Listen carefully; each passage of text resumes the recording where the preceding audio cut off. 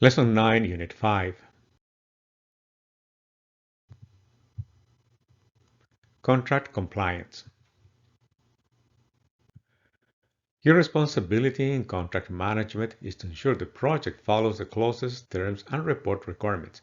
Monitoring the contract is ensuring all project activities, approvals, disbursements, procurement, and report deadlines follow the contractual obligations with the donor or donors. Issues involving cost allowability and charging are the most frequent source of problems in development projects.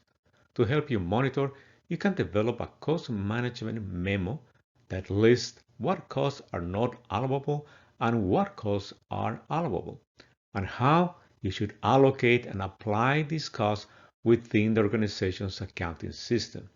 Having an advanced cost guidance memo can prevent many costly problems from happening. You also need to make sure that the finance unit or project administrator follows the rules concerning the treatment of overhead costs. Some donors have strict limits as to the type of cost that can be charged to overhead. If a mistake is made in allocating and charging costs to a grant, the finance unit should correct the mistake through appropriate journal entries and correction memos.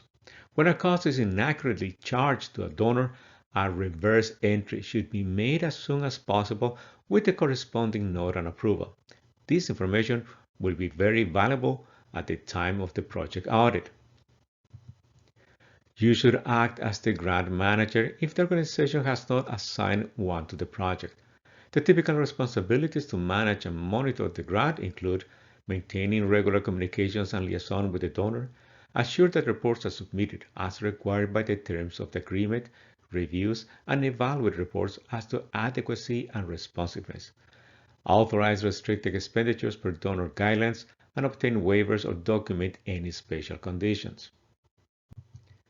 Additional responsibilities include to maintain official agreement files that document project performance in accordance with donor document retention requirements, prepare agreement extension or amendment request, manage the closeout, suspension, or termination of an award, and assure agreement performance monitoring plans are implemented per donor requirements. You also need to put a special emphasis to monitor the procurement plan. You are responsible for reviewing the delivery of the goods and services provided by the vendors and ensure they meet the specifications outlined in the procurement contract. You need to monitor the performance, especially in situations when the vendor delivers services over a period of time.